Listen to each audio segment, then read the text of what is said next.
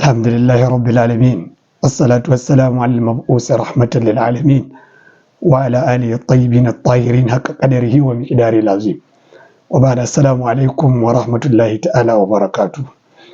So ya ababar rasuli sallallahu alaihi wa alihi wa sallama, in dai kana son manzan Allah sallallahu ta'ala alaihi wa alihi wa sallama, to ka tsaya ka saurari wannan hoto da kuka gana kafi na wannan mutumi ne mai suna Isiyaku Adamu, wanda ya haike wa Maulana Amirul Wa'izina saboda yana korewa annabi irin munanan hadisan nan.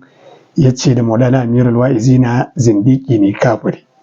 A part 1 na sanya muku maganar, a part 2 don haka na kafe hotonsa don ku gani ku tabbatar da shi.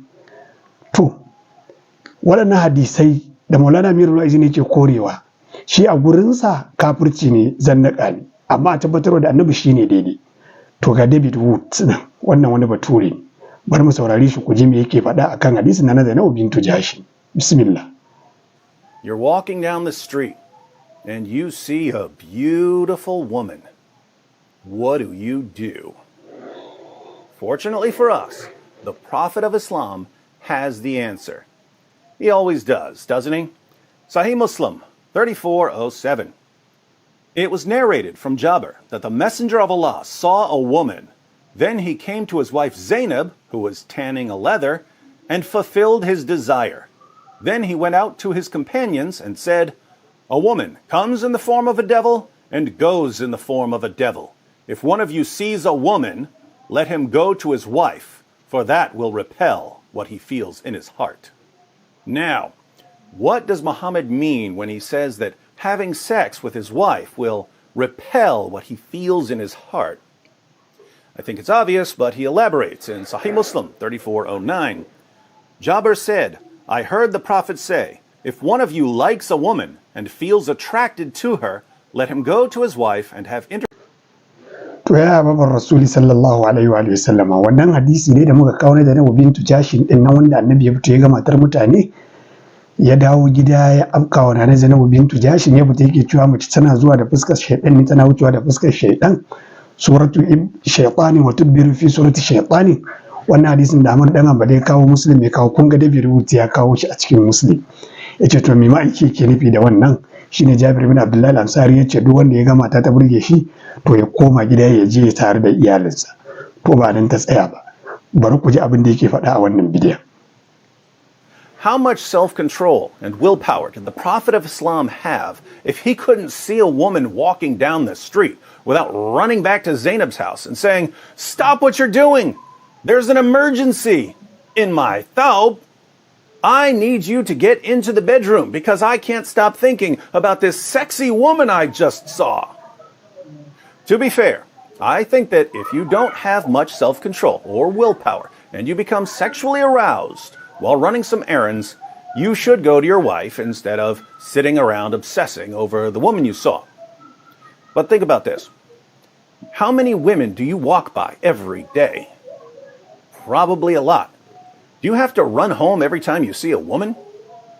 And keep in mind, Muhammad saw a woman in 7th century Medina.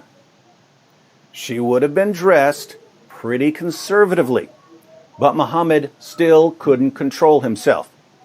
This means, of course, that you and I and pretty much everyone we know have far more self-control, sexual self-control, than the greatest man who ever lived. To ya babar rasuli sallallahu alaihi wa sallama, kun ji abin da David Woods yake faɗa. To almuhim da ya magana sa shine yace mi adalci.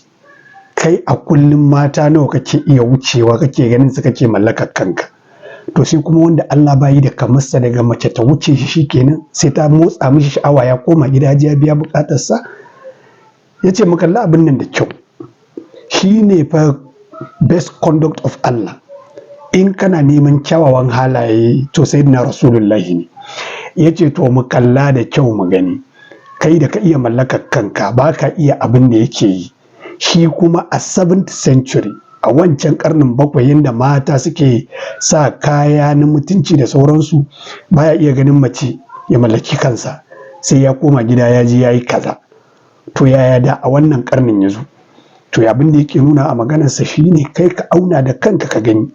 Kai yanzu in ka ga mata suna tafiya half naked or buck naked, kana iya mallakar kanka, amma annabin da ya zo ya shiryar da kai yana iya ganin macen da take cikin sutura ta mutunci ya gagara mallakar kansa. To kaga yana nuna maka cewa kai karar kanka ma kafi wannan annabin kyawawan ɗabi'u, domin kai kana iya gani ka mallaki kanka, shi kuwa baya iya gani ya mallaki kansa. Kaga ma'ana da annabi a wannan karnin ya zo kenan, to da sai dai la haula wala quwwata kenan. To kuma kaga daga hadisai ya ɗauko shi David Wood, hadisan da Sheikh Dr. Abdul Jabbar yake korewa kenan, yake cewa ƙarya ne annabi bai yi ba, ƙarya aka wa annabi.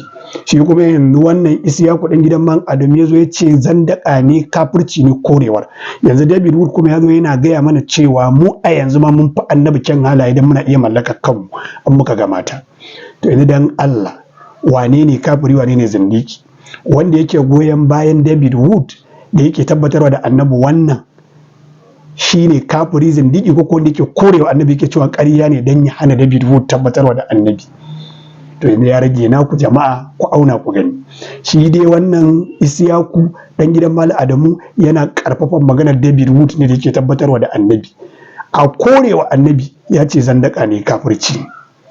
To muna roƙon Allah liɗifi, kuma Allah ta'ala ya ci gaba da ganar da mu.